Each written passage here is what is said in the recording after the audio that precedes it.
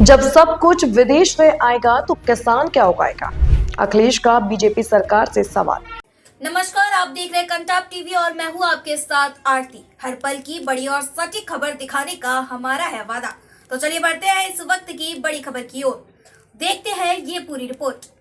Samajwadi party के प्रमुख अखिलेश यादव ने मंगलवार को बीजेपी सरकार पर हमला बोला है। अखिलेश एक्स पर पोस्ट कर सवाल किए हैं कि जब सब कुछ विदेश से आएगा तो किसान क्या उगाएगा, क्या बेच पाएगा, क्या कमाएगा, कैसे अपना घर बनाएगा, चलाएगा, कैसे बच्चों को पढ़ाएगा, कैसे घर के बुजुर्गों का इलाज करवाएगा, कैसे बेटियों को हंसी खुशी विदा कर पाएगा, कैसे अपने भविष्य के लिए 2 पैसे जमा कर पाएगा।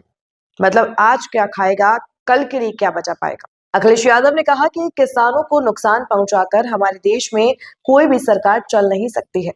किसान और किसानी विरोधी भाजपा सरकार स्पष्ट करे कि विदेशियों के सामने अपने हितों का समर्पण करने की मजबूरी क्या है।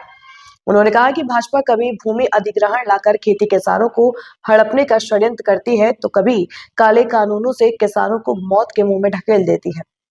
भाजपा सोच बिचौलियों वाली है, जो पैदावार उत्पादन की जगह बीच में कमीशन खोने से सिर्फ अपना पेट भरना जानती है। खेती किसानी के बीच ही नहीं, किसानों के बीच भी बैठे भाजपाई बिचौलियों का भंडाफोड़ होना चाहिए। और बजट पर चर्चा इसलिए होनी चाहिए कि किसान के लिए सब रास्ते खोल दिए। अब किसान करेगा क्या? अगर अमेरिका की चीजें आएंगी, कुछ मात्रा में आए, ज्यादा आए। कभी भारत ने अपनी अर्थव्यवस्था खोली थी और ये बताया गया था गरीब और किसान की तरक्की होगी और खुशहाली आएगी। जब हम पीछे मुड़ करके देखते हैं, अमीर अमीर हुआ है, गरीब गरीब हुआ है।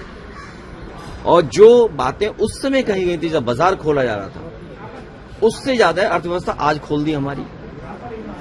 उदाहरण के लिए हमारे जानवर का भी फीड बाहर से आएगा।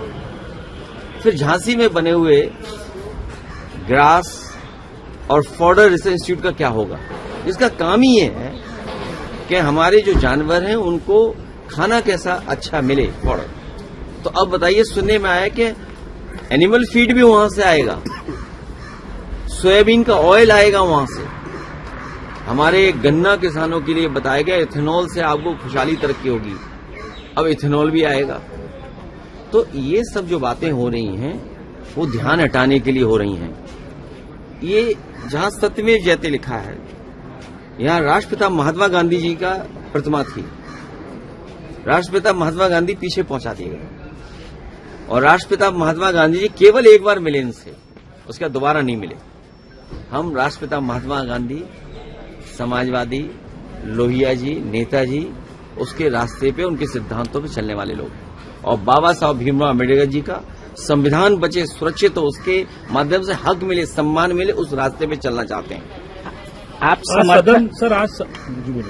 समर्थन करते हैं कि नहीं उनके, या विरोध? क्या जब राष्ट्रपिता महात्मा गांधी दोबारा नहीं मिले उनसे कभी, अच्छा, तो राष्ट्रपिता महात्मा गांधी के रास्ते पे चलने वाले लोग हैं, लोहिया के रास्ते पे चलने वाले लोग हैं, बाबा साहब भीमराव अम्बेडकर जी के रास्ते पे चलने वाले लोग हैं।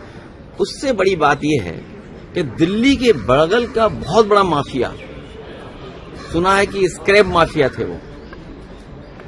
वो बांदा जेल से भाग गया। बांदा जेल से प्रधानमंत्री कहां से आते हैं? यूपी से। और बांदा कहां है? यूपी में। उनके सबसे प्रिय मुख्यमंत्री वहां हैं, जो न कभी नमस्ते करते न कभी आदाब करते हैं। वहां पर जेल से बड़ा माफिया भाग गया। अब बताइए, अराजकता का कोई दूसरा उदाहरण होगा पूरे देश में जहां पर विधायक मंत्री का अपहरण कर ले? एक विधायक। फिलहाल इस खबर में इतना ही। हर बड़ी और छोटी खबर की सटीक जानकारी के लिए बनी रहिए कंटाप टीवी के साथ। आप देखते रहिए कंटाप टीवी, जो खबरें दिखाई नहीं जाती असर भी करती हैं। नमस्कार।